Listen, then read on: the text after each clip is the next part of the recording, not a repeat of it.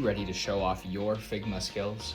Well, in this challenge, we will be testing your knowledge of auto layout to build an organized frame that can be easily manipulated. I've linked to this Premier League logo file in the description below so you can follow along. Let's get started. Welcome back to the Fignoob to Figmaster YouTube channel, your one-stop shop for everything Figma. As you can see on the screen right now, we have 20 Premier League clubs. And if you don't know what this is English soccer. I'm a big fan of it, so I figured this would be a great thing to use for our example here. Like I said before, all of these logos will be linked in the link in my bio.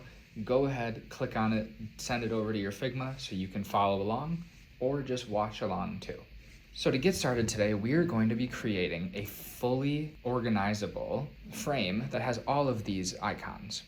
One of the biggest problems with having something like this right now is, right now I have it in alphabetical order, but if I want to change the order, let's say based on ranking, so who's best and who's worst, you can't really move things around because there's no way to reorder everything super nicely.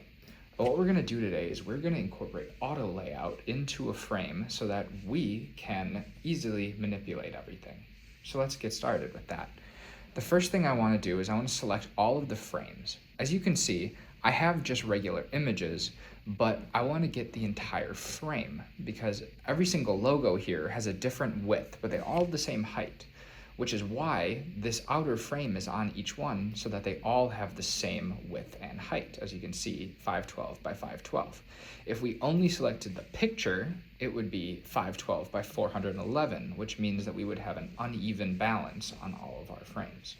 So let's grab every single one by pressing Shift and clicking on all of our logos. Now, to create an auto layout, if you remember, it's over here in the layout section, this button right here, toggle auto layout. As soon as I turn it on, it creates an auto layout. Now this is perfect. We have everything within our auto layout, but looks like one didn't make it. So let's grab it and let's drag it in, and we can see that this is the spot it was supposed to go. So I drag it in and I drop it right in the perfect spot. So I don't need this anymore, so I'm going to delete that, and I'm going to come over here and I'm going to drop it. And now I have an auto layout with everything I need in it. So if at some point during the season Brentford scores more goals than Bournemouth and wins more games, I can just grab this and move it there, and it reorders everything. If at some point Newcastle comes up and is in third place, I can shift it and I can shift, and it shifts everything down automatically. It's super cool.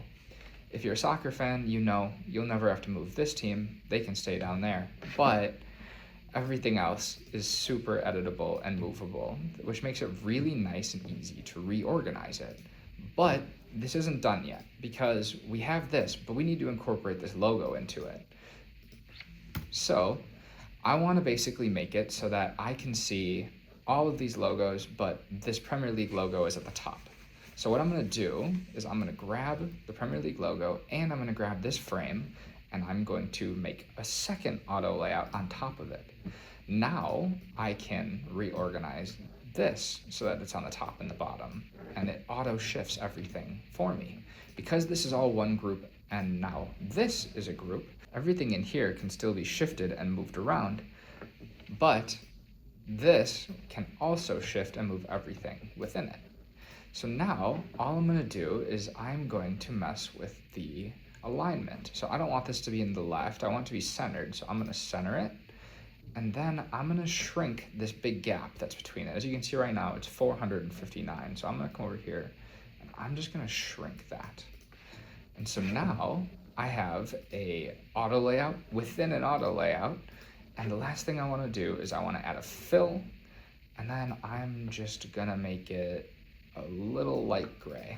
If you're interested in downloading Figma, go to the link in my bio and try it for yourself for free.